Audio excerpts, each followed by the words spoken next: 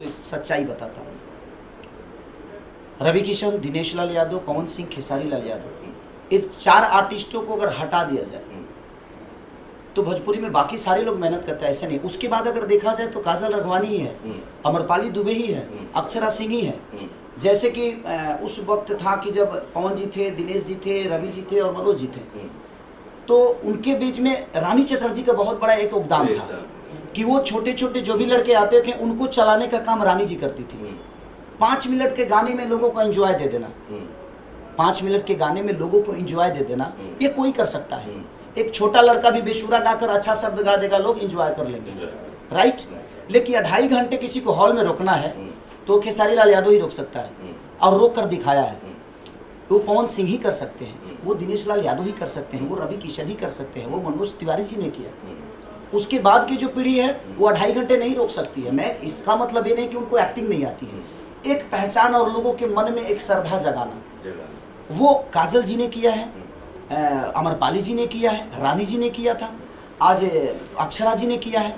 तो उसके बाद जो पीढ़ी है उनके बस में नहीं है। इसीलिए काजल जी अब अगर किसी सिनेमा में हम लोग के देखिए, मेरा जब शुरुआत हुआ तो एक नई लड़की थी स्मृति सिन्हा जी, और मैंने उस सिनेमा को सिल्वर जुबली दी।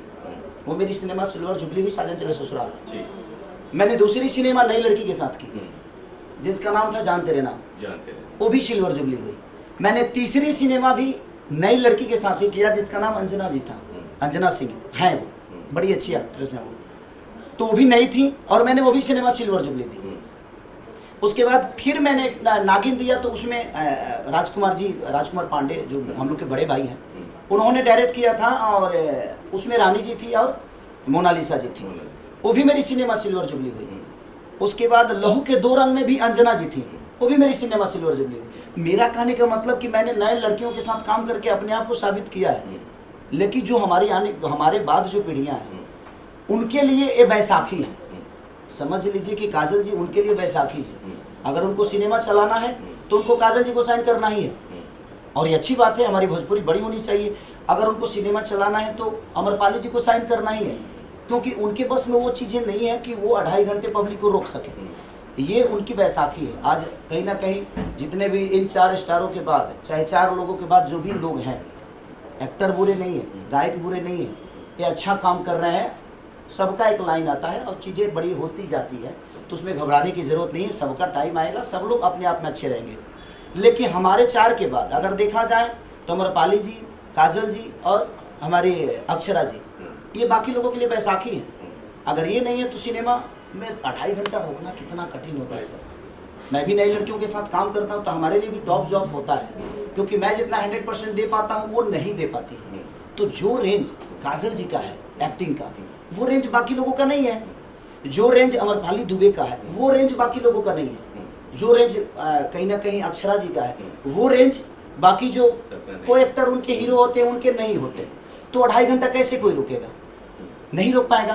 तो 5 मिनट का गाना बजाना और 2.5 घंटे सिनेमा में 100 रुपया टिकट दे कर देखना, ये बड़ा टॉप जॉब है। तो कहीं ना कहीं आज नए लड़कों के लिए इन 4 के बाद, खेसारी लाल, पवन सिंह, दिनेश जी, रवि जी के बाद अगर जो भी लड़के हैं वो अच्छा कर रहे हैं, अच्छा करेंगे अपने जीवन में, मैं उनकी ये नहीं कह रहा हूँ कि उनकी बुराई कर रहा हूँ। देखा जाए तो उनके लिए काजल जी, अमरपाली जी, रानी जी और हमारी अक्षरा जी कहीं ना कहीं बैसाखी का काम करती हैं, यही सिनेमा को ऊपर करती हैं। तो ये अच्छी बात है कि ये लोग शाइन उनको करते हैं और इनकी बैसाखी बनकर सिनेमा को बड़ा कर रही है। तो मेरे तरफ से हर आदमी के लिए शुभकामनाएं।